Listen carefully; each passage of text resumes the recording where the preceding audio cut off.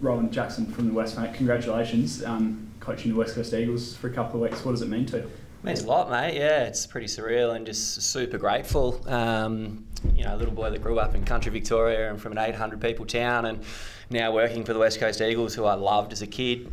Seems a bit surreal. It's a 2-week thing, but yeah, just pumped, mate, and super grateful to be in the position. Can you talk to us about your week? At what point did you sort of find out that this was a possibility, and then when do you put aside the, hey, this is an incredible opportunity to, all right, we need to get to work and win a game of footy? Yeah, it's been a week. I probably found out Monday morning. Michelle and I had a chat and had a good chat to Mick as well.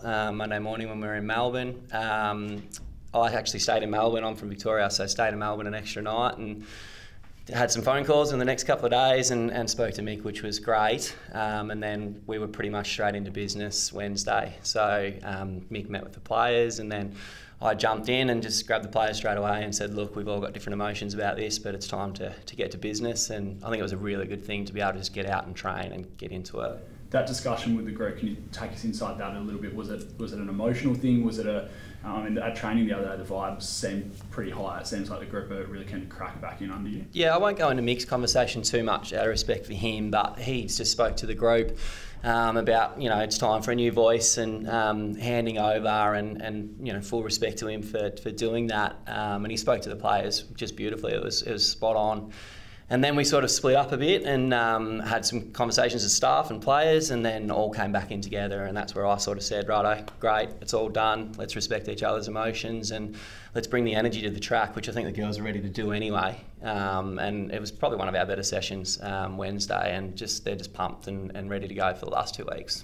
Can you talk to us a little bit about your journey? So Victoria, and then I believe you've got a teaching background. What sort of brought you over to WA? Yeah, so I grew up in country Vic, and then just a lifestyle change to WA. It's a pretty good place to be. The beaches and all that sort of stuff, and come from a teaching background, so the educational background has certainly helped me in this role. And then I moved into athlete wellbeing, which has also just been awesome for the coaching role and building those relationships with players. Coached locally down at City Beach at West Coast Amateurs, and then got a phone call out of the blue, to be honest, to come and join our academies program here as head coach of academies with the AFLW role, and just have loved it, mate. It's still surreal, to be honest, and absolutely love every minute of it, and both roles, and in particular the AFLW stuff.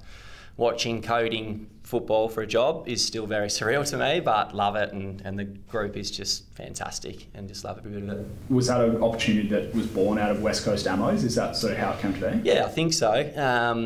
Yeah, must have been some eyes on it. I don't really know, obviously. Yeah, so yeah, we sort of weren't going that well when I took over, coached the Colts, and then we were in a bit of a rebuild, to be honest. We were a bit of a shambles, and then had to put some hard work in to get it built up and go again. And we did that over a few years. Lost a grand final, won a flag, got us back up to A grade, and then got the phone call to come and join here. So I think the link was probably there. Yeah, and just loved it ever since. The whole interim coaching thing's always a little bit difficult, but do you feel like your background in education and wellbeing sort of makes you almost a perfect man for the job a little bit? Oh, I hope so.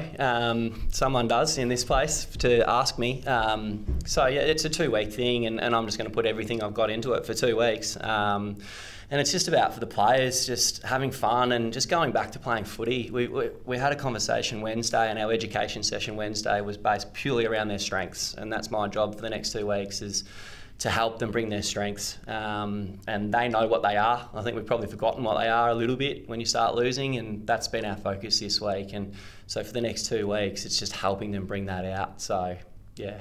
Are you keen to put your name forward for the job full time? It's not something that I've thought about, to be honest. I've been busy over the last few days. The next 2 weeks is my priority, and working with the players and the staff for the next 2 weeks. It's a great experience for me. I'm loving it already. But yeah, definitely just the next 2 weeks, and then we'll go from there. Emma, can you talk to us about Rohan and what he's brought to the club since he's been here? Yeah, it's hard to say bad things, especially when you hear him talk with that much passion. I think Ro's been with us now for the last 2 seasons. Yep. And yeah, he's just brought his background in able to build relationships with the players, just like what he just spoke about then, has what's really stood out, really. He's taken our backline for the last couple of years, and the girls can't say a bad word about him. He's a lot of fun. We probably saw that a little bit out on the track on Wednesday. he brings the energy, and yeah, I'm really looking forward to what he can do with us over the next 2 weeks. How do you reflect on Michael's time in charge? Yeah, well, super grateful for Mick and the time that he's put into us for nearly 3 seasons. I can't imagine it'd be an easy job. I'm sure it's probably like having 30 daughters or something, which sounds like a lot of hard work to me. But yeah, he puts in a lot of time and a lot of effort, and we're super grateful for his time. It sounds as if his idea was that you guys needed a fresh voice. Do you agree with that? Do you think some fresh views and that sort of thing will be good for the group? Yeah, I think fresh is always good. Whether it was going to come at the end of round 8 or at the end of the season or in another season, it probably doesn't really matter too much. But yeah, just having a fresh voice, particularly when you have been losing, does definitely help. And that's obviously what he thought, and I respect his decision there and the decision he made this week. Looking forward to the Western Bulldogs. It feels like your best opportunity for back-to-back wins. I know it's something that you haven't done. They're winless, and I'm sure you're not taking them lightly, but that must be a real tempter for the group. Yeah, they're a really strong side. We haven't had too much of a look at them. We'll have a look at them today at training. But I know watching them over the last couple of weeks, they're pretty hungry for a win. And Rohan and I spoke about this just before. No team ever wants to go a whole season without a win. So they're going to come out pretty hungry, and it's going to probably take our best footy as well to come out tomorrow and hopefully get the win. And Rohan, a win in your first game in charge would obviously be a nice one for the resume. Yeah, absolutely. That'd be real nice. Put the pressure on the girls this week for that. But again, for us, it's about the strengths piece and the process piece. And against Essendon last week, it was just such a great win, and it was the process that got us there. So that'll be the focus for us again this week. The Doggies are a good side. They've got plenty of talent and have been crippled with injuries a little bit this year. So like Swanee said, we're not taking them lightly at all. Yeah, they did a number on us last year here. But we're really confident we can get it done. And the players will see some really exciting football hopefully this weekend. The win over the Bombers, obviously a fair bit of it came down to the back line, which is your department, so you can take credit for that. Yep. What did the girls do so well in that game? I'll definitely claim that. I think we adapted to the conditions. My first review on Wednesday, and we spoke about how mature and intelligent that win was, and that's probably not something that we've associated with the group as the youngest list in the comp, but was super proud of how intelligent and mature they were, adapted to the conditions, and just really grounded it out. Some real grit in the last 5 minutes of that game in particular. 104 tackles probably tells the story, equal AFLW record, and we'll be after a number similar to that this weekend. It'd be nice. I think from the outside it probably looked like your best contested ball display as well. There's probably been a tendency for players like Prasparkas to sort of do a bit of a number on you, but held up really well there, so you must have been thrilled from that point of view. Yeah, and to take you inside a little bit, we did a lot of work on that last week, contest method stuff with the players, and in such a short period of time they made some huge gains, which again sort of speaks to the maturity of this group last week, and they just were channeled in ready to go. Made a huge difference for us. Our mids got to work last week, and they should be really proud of themselves the way they got it done. And we'll be after that again this week. And we got the ball forward when we had to. But yeah, was really happy with the contested stuff, and I still think we've got some work to do there and keep improving, but certainly a step in the right direction. Emma, get you to speak to those sort of midfield gains as well. That was a pretty impressive display from you guys in there. Yeah, I think what Ro just spoke about, the contest method stuff, we trained it pretty hard last week, and I'm certainly a player who has to train something to be able to implement it into the game, and I think we saw that, and we probably realised that majority of the group is like that. We're all pretty hands-on learners, and we need to have the reps at training to implement it, and it's exactly what we did. And then just to hold on in that last 5 minutes was pretty epic, really, to think the amount of tackles that were laid probably in that last 4 minutes, D50, probably really easy to give away a free kick when you're really hungry like that. And I was just super proud that we've been doing a lot of work on our tackle technique as well for the whole year, and I think we finally sort of saw the reward for effort there. And your first game, but also Mackenzie Webb's first game, which is exciting to have another debutant. Yeah, pumped for Webby. We've had Webby ready to go, to be honest. Obviously worked pretty closely with her in the backs, and probably about 5 weeks ago we were actually ready to select her, and she got COVID. And so we couldn't get her in, and then the backs have probably done their job for the last few weeks, so she's been ready to go. She's a super player, she's competitive, natural defender, which I love, but yeah, she's pumped, and she'll make an impact straight away. Can you talk to us about Beth's injury? She obviously finished that game and then just didn't get through training. Yeah, she just tweaked her knee. It's not. We were a little bit worried about the ACL, but that's fine, so that's good. And she probably could have got up this week. We just didn't want to take the risk with her. So yeah, we'll wait and see and assess that one over the next few days. But hopefully she'll be right to go pretty shortly. And Jess as well, missing this week. Is that season over for her? Are you ruling her out of next week? No, we're going to wait and see. She's still in a fair bit of pain and a nasty injury. So she's not getting around too well at the moment, Sedge. But yeah, we're hopeful she might get up for next week, but we've got a bit of work to do there. Yeah. Rohan, you've got the keys for 2 games. Your coaching style, is it different to how Michael's gone about things? If so, what are those differences? I think it is different, yeah. And, you know, we've had different experiences in footy, and Mick's coached at the highest level for the men's, and I'm super grateful for the stuff that I've learnt off him, which has been massive. I think my coaching style is all about strengths, and it's all about bringing your weapons. So again, Wednesday, that was the first thing I did, was just recheck in, what are your strengths? You know, what do we need to do? I want to give them the licence to bring those things that week, and for the next 2 weeks you'll see that. Obviously the Doggies this week and Adelaide the last round. If all 21 players bring their strengths, then we're a chance in both those games, and that's what I'm after. Emma, from a player's perspective, how did you deal with the week? There's obviously a lot of noise going around with Michael leaving.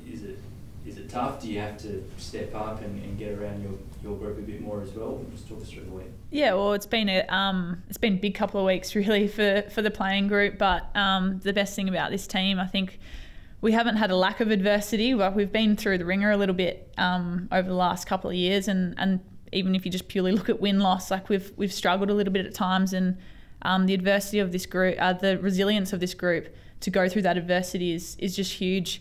And Rose spoke a bit about maturity before, and the maturity of a bunch of girls who average age probably 22, 23. We've got some pretty young players in there to go through what we've been through this week. We're obviously told on Wednesday about Mick's decision, and Mick spoke to us then, and we had a game in 3 or 4 days. So for the girls to turn around in an hour and go out to the track and bring the energy and get back to work, and the attitude coming in here today is very much, let's get to work, we've got a job to do tomorrow. I couldn't speak more highly of the playing group, and it makes me super proud. The opportunity this week, I know Jackson asked it before, but you get the sense there is a real strong opportunity.